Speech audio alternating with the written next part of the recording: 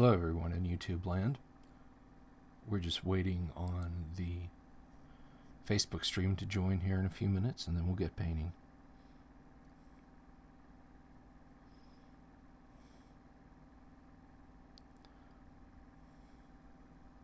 And there we go. We are live. Good afternoon to you. How is everyone today? I'm doing all right, or as good as I can be under the circumstances. So today we are going to continue painting on these lovely Grenadier hirelings. We're going to be doing some final highlighting of the yellow. We're going to come in and we're going to do a dry brush yellow. We're using a Reaper number 4 dry brush. I'm not sure if that's showing up very well there on the webcam. You can see that. And I have refreshed my wet palette. Everything was just kind of chaotic and messy. So we have a nice clean wet palette with some pre-mixed inks there. Also, I need to retouch one of these braziers, as in my enthusiasm to get it painted, I missed a few spots on it. I'm not sure if you can see that. Right there on that loop, there's a completely missed spot. And on the inside of the brazier itself, there are spots that I've missed. So we're just going to get in with some of that tinny tin and retouch that. And we're also going to do some fire glow highlights on these guys. As they are standing near the demon idol, they're catching some of that illumination from the big flaming brazier it's holding, and then a little bit from themselves. So without further ado, and as always with the dry brush process, we load up our brush good, but we're going to remove like 99% of this.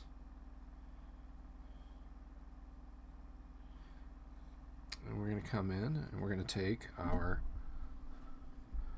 erstwhile adventurers. Oh, tiny spider, go away. I don't know why they always come out when I'm painting. And we're going to just dry brush and get all the rough upper surfaces where light would be falling down from above and make that yellow really pop for these guys. And it occurred to me when I was looking at these that I'm getting, not entirely deliberately, but I can't say I'm displeased with it, I'm getting kind of a 1970s paint style vibe too. So that's kind of nice. That's sort of pleasing.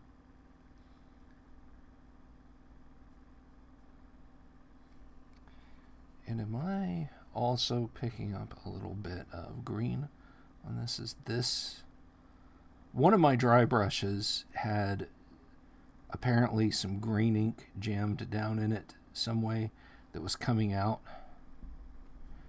Let me see. And I was inadvertently ending up painting miniatures green, or something that was not yellow anyway. And I don't want to do that again. That'll make me very upset. So let's, you know what? I think it was this one. I think it just needed a good deep cleaning. So let's see. What else have I got? What else? Or was it this guy here? This looks like more, no, this is the culprit. This is a number 4, but it's also, it's the culprit. I desperately need to clean my brushes. All right. So let's see. Well, let us load up again. Dip that in there. Wipe off. And begin again. This guy's hat, of course. That's one bad hat, Harry. That's what I forgot to do this weekend. I didn't watch Jaws.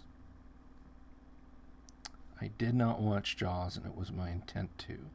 Jaws is kind of the ultimate beginning of the summer movie, so I need to catch it today.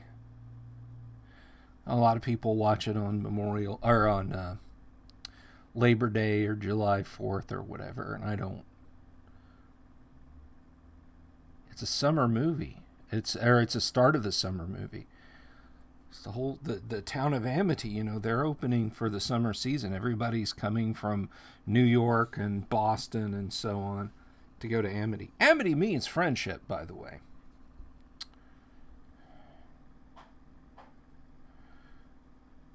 So yeah, I need to get off my ass and watch that movie.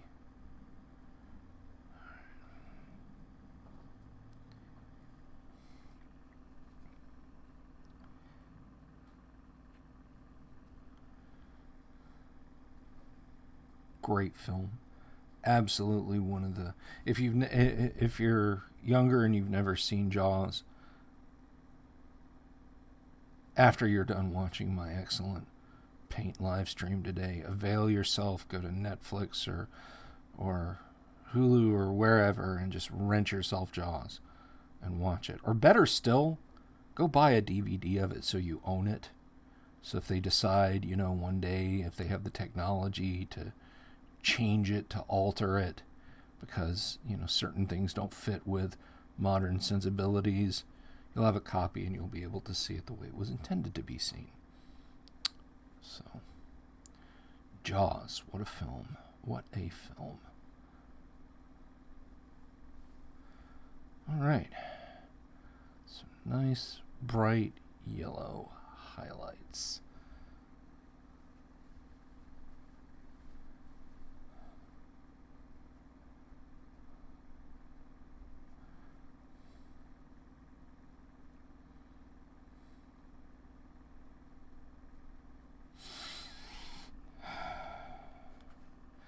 Let's see, so that's those three guys.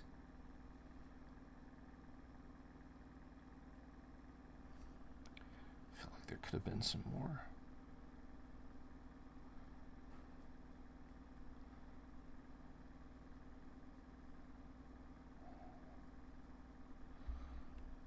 So I hope everyone had a good day yesterday. Thoughtful, contemplative.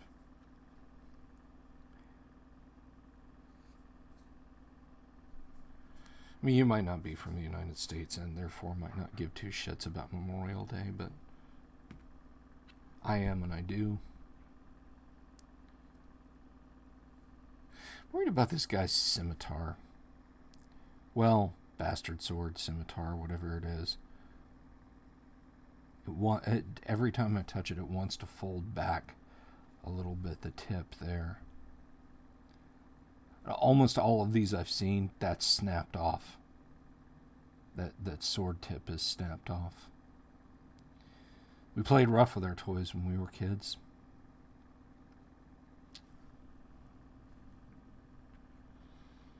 I'll just have to be gentle with it. Oh, right, this guy.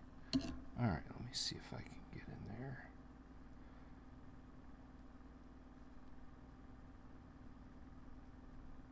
Is this practically orange under there? Not a darker shade of yellow. There's this really cool website called Technology Connections. You should check it out. Where he talks a lot about, technology and stuff. Not computers. It's not like a PC build channel or anything like that. But he talks about scientific matters and the history of various electronics. Like, he did a multi-part show about, or multi-part video about something called a CED player. And for those of you who are younger and might not know, or maybe you're my age but you don't remember, the CED, or capacitance electronics disc, was a video disc player invented by RCA in the late 1970s. And it did not use a laser and it did not use magnetic storage. It was essentially a video record player. Actually, it did kind of use magnetic storage. I take that back. But the CED was really something interesting, and he covered the whole history of it and how RCA could have had the thing out in the 60s or early 70s at least, and they kind of dropped the ball and then got their lunch eaten by Laserdisc and cheap VHS. It turns out the people who care about quality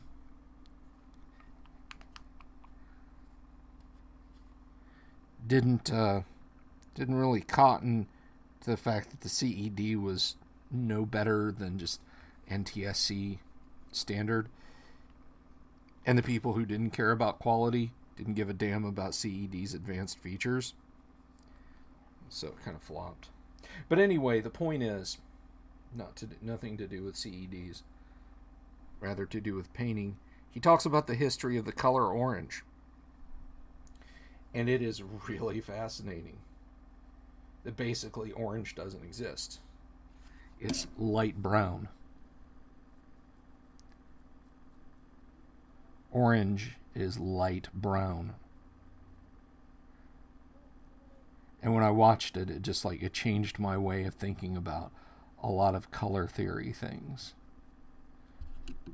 Orange is the new brown. And it was really fascinating to sit and watch the history of the color orange.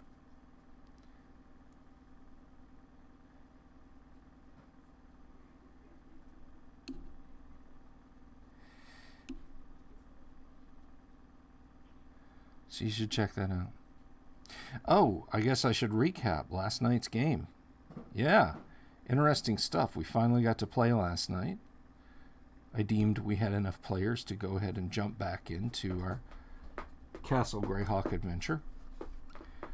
Pardon me a moment. Sorry. A little bottle with a little squirt bottle with some water in it that is intended for cats who like to come in here and claw and be destructive. Anyway, the party had a fight with a bunch of trolls. The party ranger, Logan, got his ass chewed up, but was able, courtesy of some Cure Light Wound spells, to stay on his feet and stay in the fight. So everybody was quite happy. And they spent a good couple of turns searching the troll's lair, and they got some treasure. They got some gems that were kind of meh, some jewelry that was really, really, really, really nice in terms of value, according to the party thief. And then they spent an extra while searching the room for secret doors. Now, if you're unfamiliar with the rules for AD&D, searching for secret doors, particularly in a large room, is a process that can take a turn. That's 10 minutes. And once a turn in a crowded dungeon, as Castle Greyhawk can be, the DM should check for wandering monsters. Well, lo and behold, a processional of wights came nosing around. And again, if you're not familiar with AD&D, a wight is a moderately powerful... Sorry, my daughter's cat is trying to figure out how to get over here to my paint water, which she likes to drink. Of course, I don't allow it, so just have to laugh because she's leaning in and her nose is going about 40,000 RPMs. So shoo her off the table. Anyway, a wight is an undead creature of moderate strength. It's like a 4-hit die monster that can drain your life levels away if it touches you. And they were, in addition to being based on myth and so on, were based on the Barrow Wights from The Lord of the Rings. So, in come the Wights. Now, the party has a 9th level cleric with them. He can destroy Wights by turning them. So the Wights creep up on the magic user who's been holding the watch. And he calls out to the party. The party comes to the opening of the Troll's Lair. An initiative happens. The party wins, and 2 fighters rush forward to face the Wights. The cleric turns undead and destroys 8 of the 11 Wights. The party paladin turns 1 of the remaining 3 Wights. So there's 2 Wights left, and the party's moved into position. Wight leans over, grabs the 9th level Dwarven fighter, drains him of a level. Next round, cleric says, I will try to destroy the rest of them. Roll initiative. Wights win initiative. Wight lunges forward, grabs the dwarf again. So now the 9th level Dwarven fighter is a 7th level Dwarven fighter. And the Wights are dutifully destroyed by the cleric. And it was at that point, with a beaten up ranger and a dwarf who is now down 2 levels, that they decided to get the hell out of Dodge and get back to the city of Greyhawk to see if they can find some magic to get the dwarf's levels restored, because he is a mighty fighter under any circumstances. He is a mighty fighter, but him losing 2 levels is just a blow too far for them. So now they're kind of they're kind of just feeling a little, no pun intended to the dwarf player, shorthanded. But fighting the trolls and searching the room and then dealing with the Wights and then escaping the castle took up most of the evening. So that's what happened last night. Should check over and see if anyone's saying hi on Facebook. Nope, no one's saying hi on Facebook. No one's even watching over there. Few enough people watching here. So I'm shaking up the tinny tin because I have to retouch the braziers.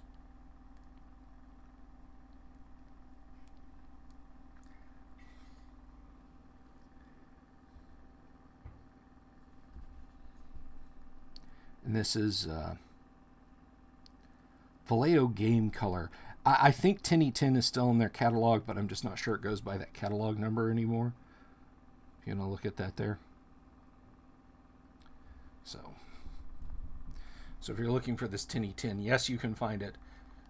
You will have to look under Tinny Tin on Vallejo's website, or your favorite online or in-person hobby store. Don't go to Amazon, please. Jeff Bezos is wealthy enough. So tomorrow night, Wastrel Wednesday, Kyle and I will be on. Don't know what we'll do. Don't know what we'll talk about yet. Might play some more Conflict. Might play some D&D. Might just shoot the shit. You'll know closer to the time that I know.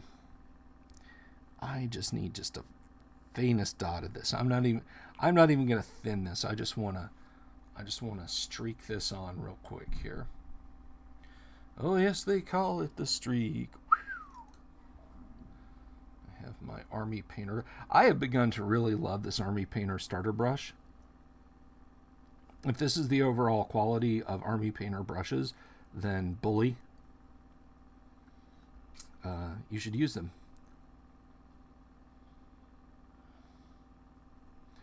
I've got to start taking better care of my brushes in the overall, though. These are in such awful shape. Let's see. So come in here.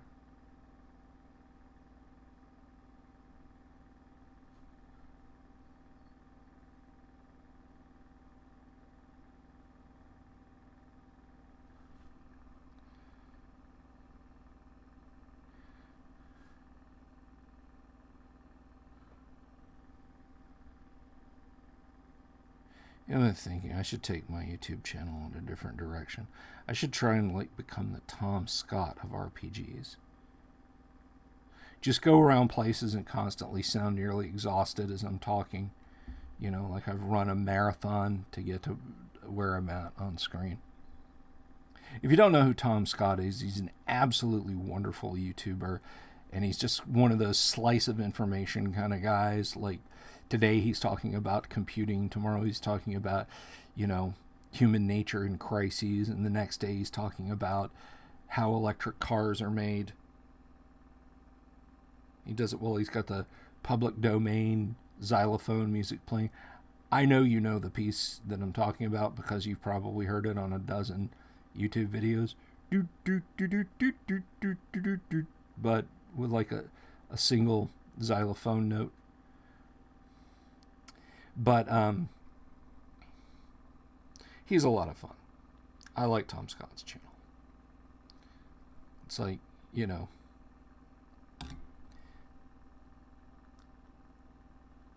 today I am at NASA headquarters learning about sweeping floors and why it's necessary to keep the floor of this building cleaner than any floor in the world.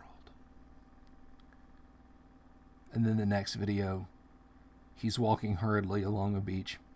I'm in Norway, and we're going to learn what we can about the nature of human response to crises from seabirds.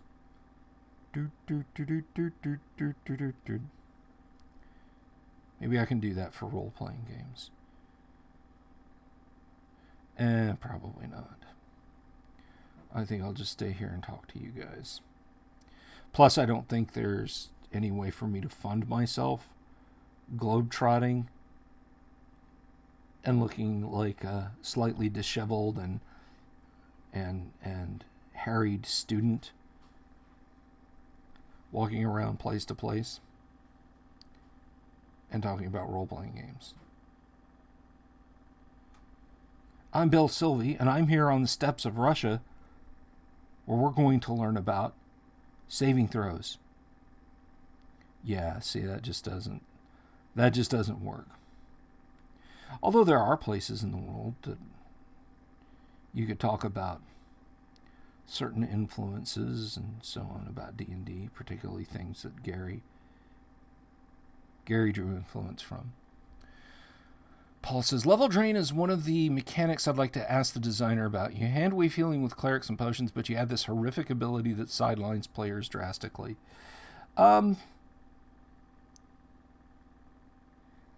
Yeah, you know, it's kind of one of those things that happens.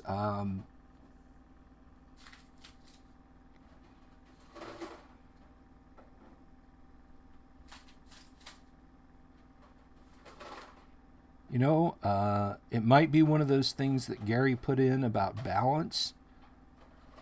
You know, it's like we've played D&D for 27 hours nonstop. And we have people who came in as first level characters and now they're, you know,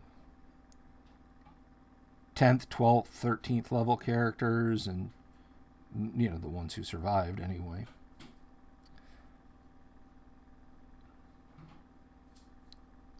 So maybe that's why it was sort of put in there and made a very difficult thing to undo.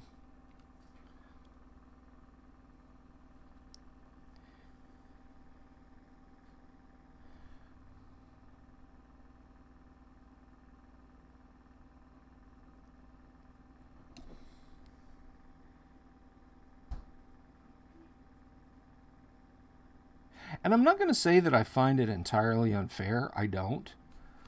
By the time you've got characters tough enough to face, to like look at a specter or a wraith and go, yeah, okay, let's do this thing.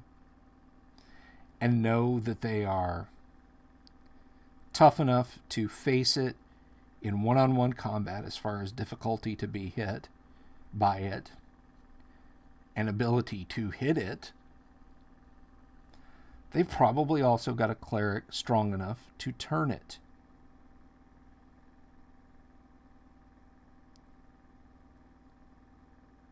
And there's nothing down on really low levels in terms of hit dice and so on. I mean, you think about it like shadows. Shadows don't drain life.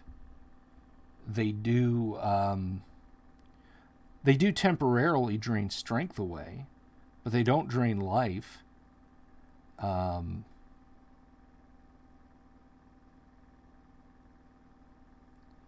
Whites are 4-hit die monsters, so you're going to have a pretty considerable party facing off against whites.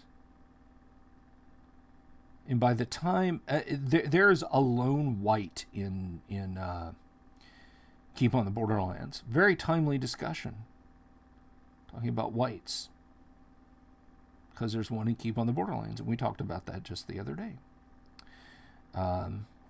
Just yesterday, in fact. With its level draining ability. There.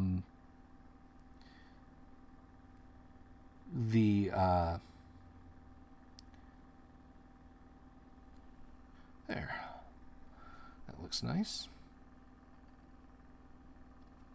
The level draining ability of the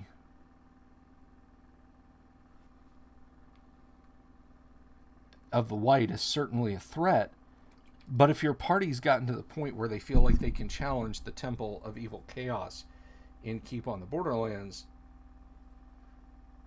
then they've gotten smart enough to know when to back off and use missile fire and spells. And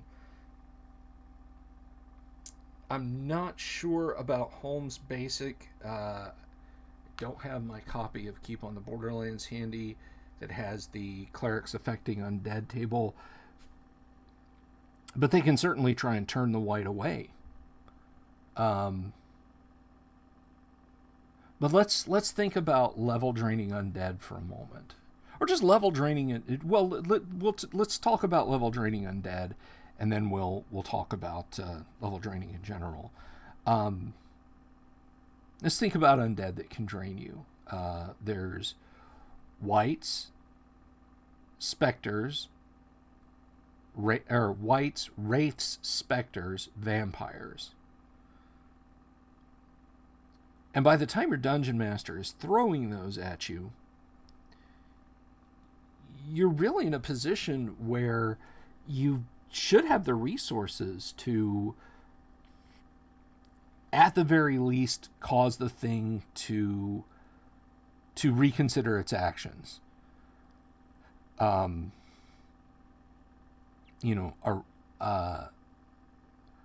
specter or a vampire will fight intelligently.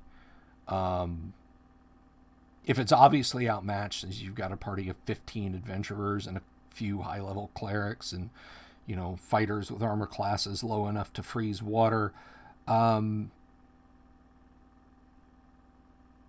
even a really overconfident vampire who can summon rats and bats and wolves and employ spells, or is a incredibly tough fighter like Drelsna at the end of S4,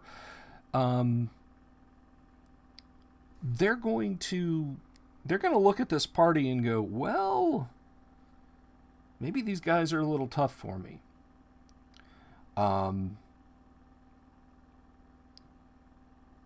Whereas the white will simply flee in fear, not fight intelligently. It'll run away from the from the extremely powerful party.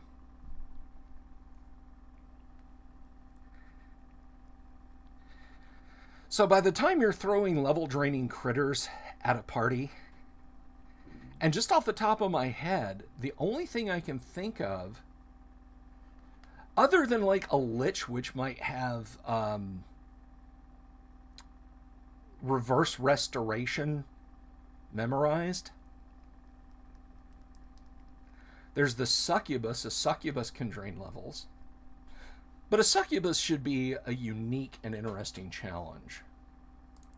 Not just like you're walking through the dungeon and you encounter a group of 4 succubi just hanging out.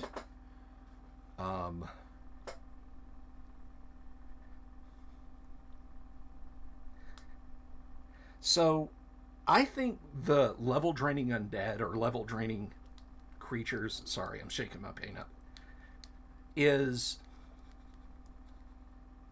it's offset by the fact that they are, or they should be, A, rare, and B, approximately leveled to the party.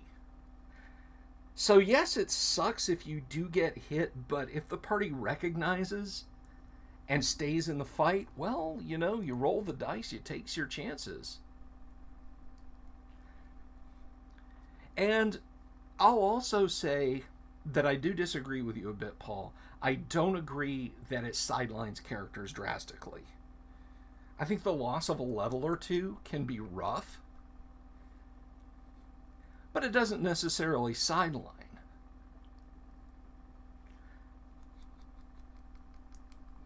And there are methods to get the levels back.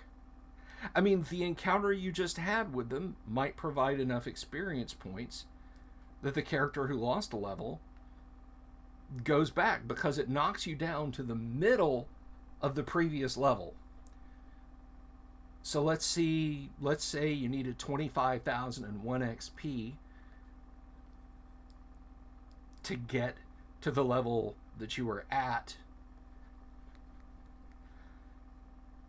when you got level drained. Well, the level draining knocks you down by 12,500. So it's not every last stinking XP that you've lost. Only half of them.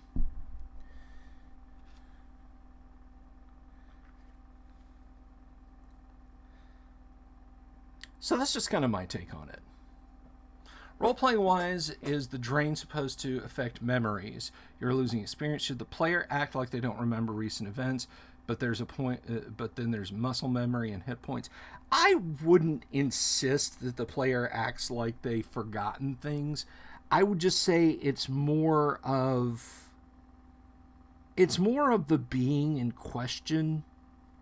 They're not destroying the memories of the player. They're not destroying their per se life experiences.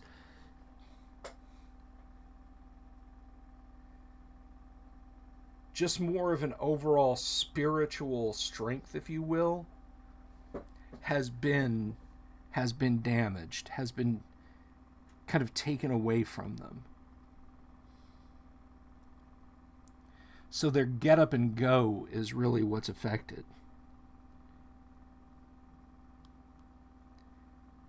I mean, if you think about it, in real life,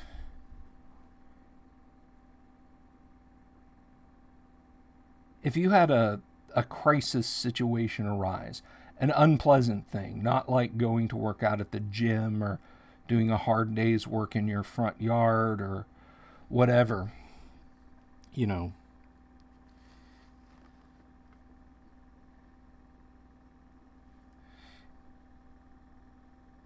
it might be physically and emotionally exhausting to get through that task.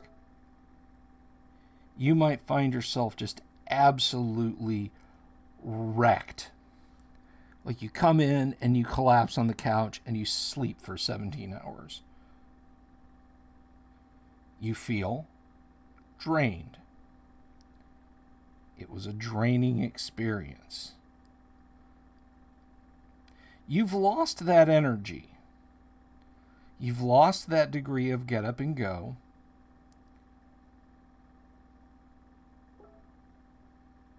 The previous day's relaxation and fun and the advantages you got from it are gone, but you didn't forget it. You just can't call on it.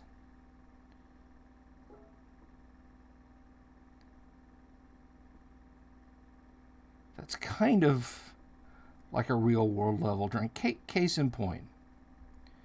I'll share some kind of unpleasant real life experience I've had. Before I lost my mom to Alzheimer's, she had to go into the hospital for heart surgery. Now, there is a condition that can arise in the elderly. My mom was a senior when she had the heart surgery, but she was not quite yet beginning to slide. So it was unrelated. It was just a nasty coincidence. But there is a condition, particularly with deep anesthesia, that can affect seniors where they literally go into a state of delusion and dementia. I was not prepared for this. So for 4 or 5 days after my mom had her surgery, she was as crazy as a loon. She was absolutely off her rocker. And I stayed at the hospital with her for a day. And it was until later, when it was every day, a couple of years after that, with her Alzheimer's dementia, it was the worst 24 hours of my entire life. She didn't sleep at all. And she kept trying to get up, climb out the hospital window, insisting that she could see people, yada, yada, yada, who weren't there. Called me my dad. It was all kind of a prelude to what was going to happen when the Alzheimer's did come on. But the point of all this is not just to tell you guys unpleasant things. Getting his leather boots on. At the end of that 24 hours, I was drained. I was an emotional wreck. I was a physical wreck. It was unspeakably terrible. But I didn't forget that the weekend before, I had been to St. Augustine, Florida, with my daughter's Girl Scout troop for their springtime little one-troop jamboree. And they got badges for visiting historical places and so on and etc. In fact, I took strength from it.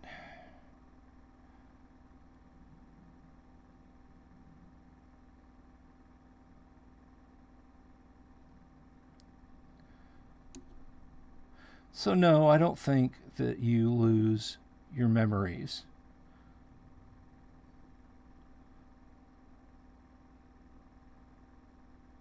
And yeah, someone might come back and say, but, 9th to 7th level, he's not fighting as good. And for a fighter, he's only fallen one bracket, by the way, despite losing 2 levels. But he's been touched by negative plane energy. The energy that manifests and drives level draining undead, be they evil or neutral, and they are almost all evil. In fact, I think they are all evil. A succubus does it to destroy, to wreak pain and misery and woe, and to feed herself. Because it delights her to see her paramours, male and female, in agony as she pulls their lives away.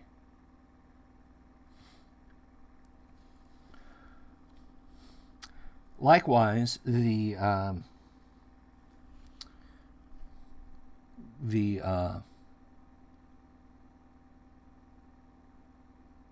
undead like wights and so on, they are partially motivated by negative plane energy. Part of their soul, or lack thereof, their being, their motivation, comes from the negative material plane. You're encountering a bit of antimatter when they touch you. And I don't like to overthink. Like, I have seen a lot of discussions about what really happens when you get level drained, you know. And of course, the discussion invariably turns to, since there's no logical explanation for it, it's just old man Gygax being a dick. I would never level drain my players. It takes away their agency, blah, blah, blah, blah.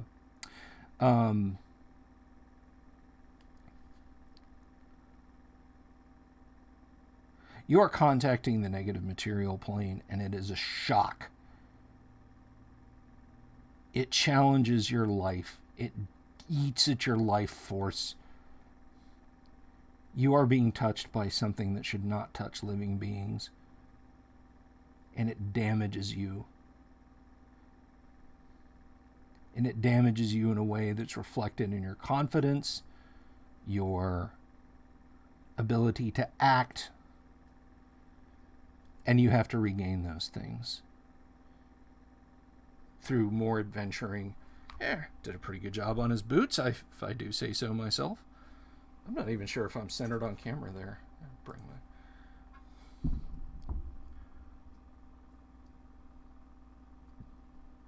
You can see those.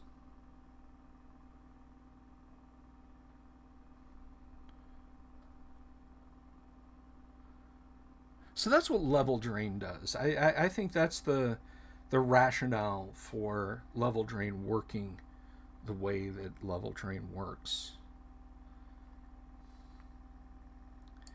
You are fundamentally damaged on a soul level by level drain in a way that's not tangible to your necessarily your mindset, or rather necessarily your physical attributes. Your body is whole, but your soul is what has taken the damage. And that's why level drain is so damn dangerous. Does that make sense, Paul? I mean, whether you agree with it or not, do you understand the rationale? I think he's going to get a blue shirt.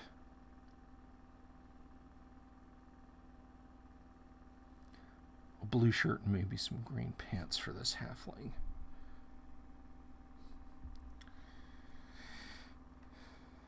Let's see.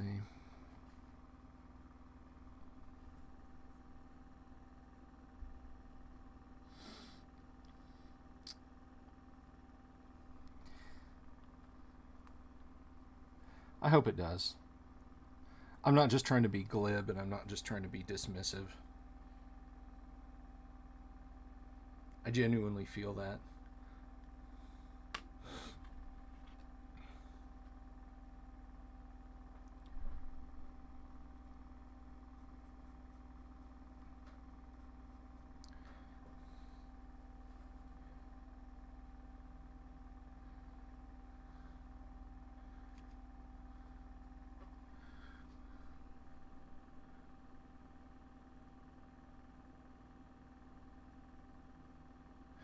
do some dry brushing of yellow on these flames since I've got the yellow here.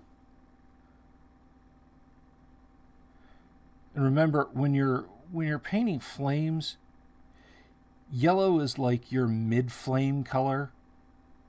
It doesn't really get reddish until you get towards the tips, and it's white near the center where the flame is the hottest. Your darker colors are out towards the ends, the tips.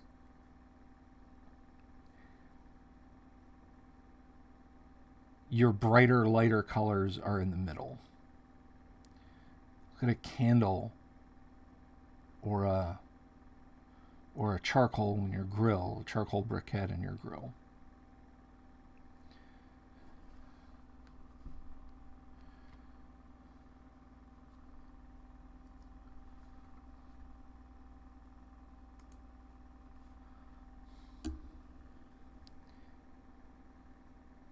But that's an interesting topic, level drain.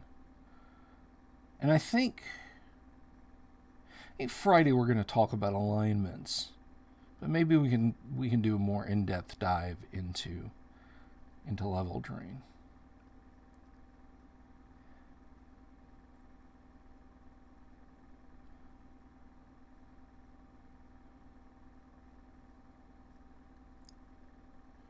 My daughter asked last night what alignment I thought she was.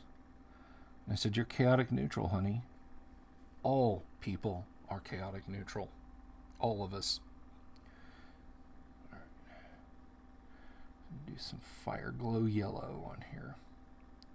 Everybody is chaotic neutral, and anyone who insists otherwise is lying both to you and to themselves. I'm getting that it's a powerful hit against a character. I'd either make it irreversible or shave max levels, make it a stab from a Morgul blade. You never fully heal from it. At best, you cope. Yeah, I think there was probably some of that in Gary's approach, that it was like a stab from a Morgul blade. And you can certainly make the argument that the halflings were, at best, first level, not leveled adventurers when they got taken by the Barrow Wights on the Barrow Downs in the Fellowship of the Ring. But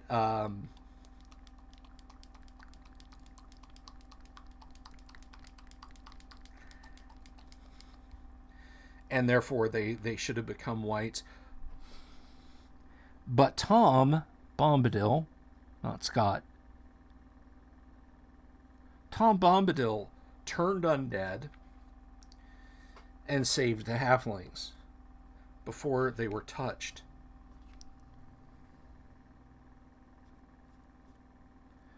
And one could make the argument, whether you wish to agree with it or not, but one could definitely make the argument that at least in the case of intelligent undead, vampires, for example, they can by will decide whether or not they want to level drain you at a given time.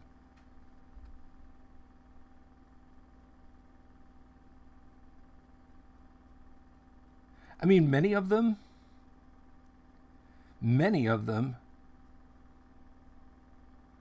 are very intelligent. Spectres are very intelligent and lawful evil.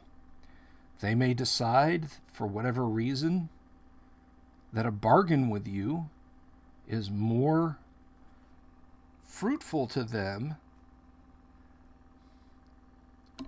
than sucking out your soul immediately. And if you can bargain with them, or they think that you will bargain with them, once you see it their way, they might batter you, but at the same time, elect to not drain your life. Now, I think in the case of wraiths, I think wraiths just want your soul.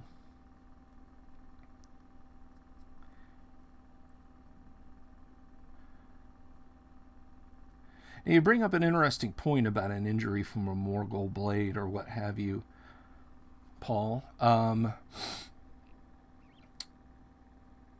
If you recall, after her encounter with the chief of the Nazgul, the former human king Al-Farazon, Eowyn was hurt. She was in a very bad condition after that.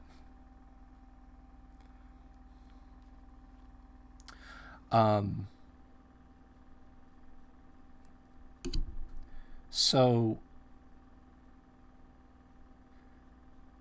yeah, I mean, if you were going to run level drain like that, I mean, there certainly is precedence for it.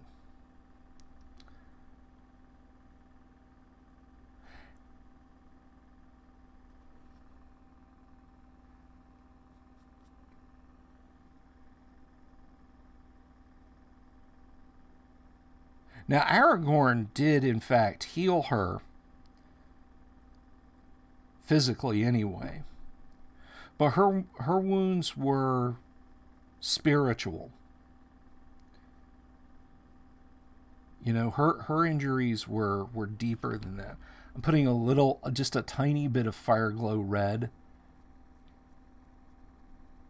because it's going to be catching just a little bit from the Demon Idol brazier, but also from its own. You get some more yellow in that, though. So when Al-Farazon leaned over Eowyn and was threatening her there on the Pelennor fields, you know, that was quite the shock to Eowyn's soul. She was not ready for that. And Aragorn, by dint of being a ranger cleric, 12-12,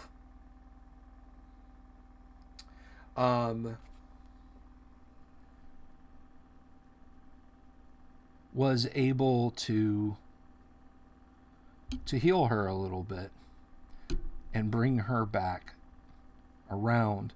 Although the real psychic wound was healed not by Aragorn, but, of course, by Faramir, who saw her and fell in love with her, love at first sight. See, Eowyn? You find your true love. It's just not Aragorn. It's somebody almost as awesome. And in a way, more awesome. Or equally awesome. I mean, more awesome than Boromir anyway. Poor Boromir. Was like straight out of the box. Yeah, you know, the ring technically is mine. So, let's have it. No, we can't. Oh, well, alright. Alright. Whatever, y'all. I get it. Yeah. And then spent, you know, the rest of the book scheming about getting it until it destroyed him.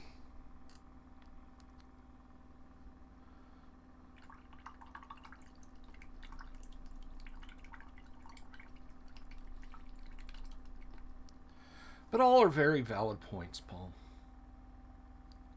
But the one thing to remember, and I try to admonish people about this as much as I can, and there's the two braziers done. We can get that in shot on the camera. A little bit of fire glow, reddish tips.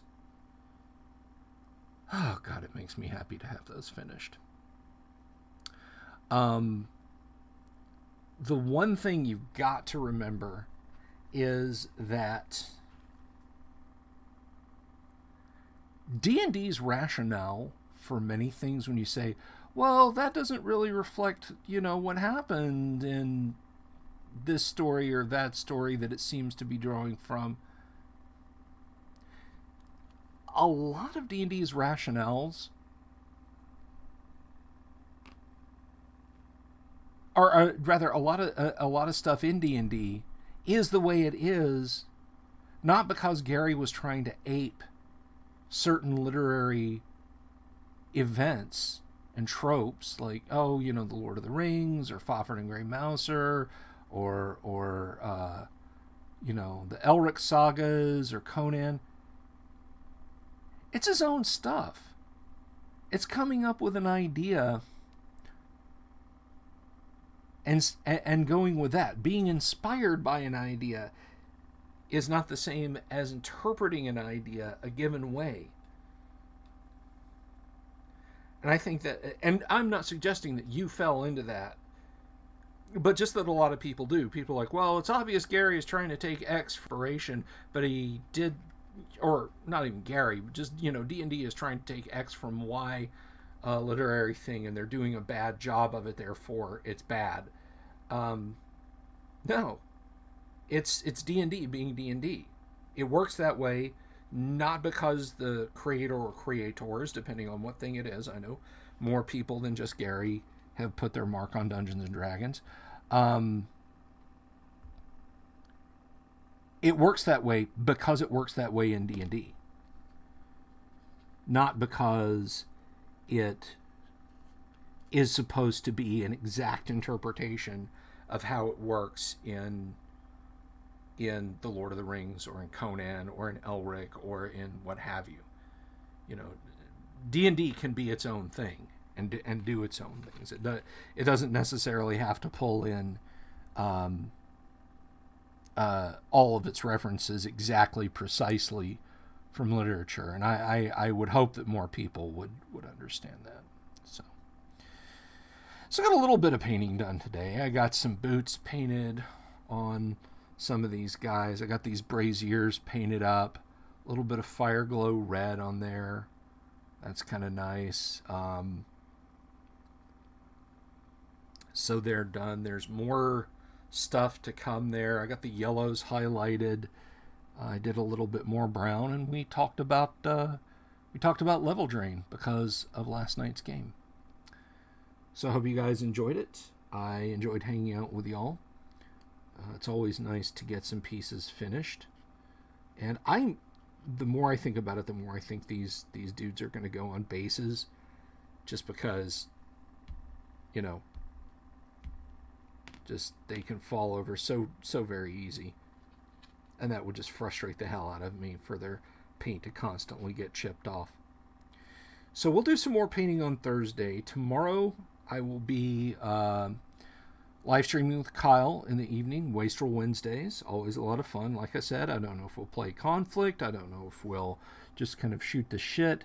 I don't know if I will be live streaming with Ishiro. I think we're going to. I believe tomorrow we're supposed to on Ishii's live stream.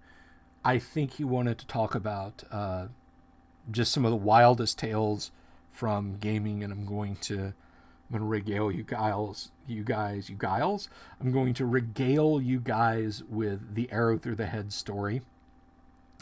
So I hope you'll all be here for that, or be there for that, and yeah, it'll be a lot of fun. Let's see if there's any. Nope, no comments over there on the Facebook. Thank you, everyone, for hanging out today. Paul, it was always nice to chat with you. And everyone else who might have been on today and listened, I appreciate it. And I will see you all.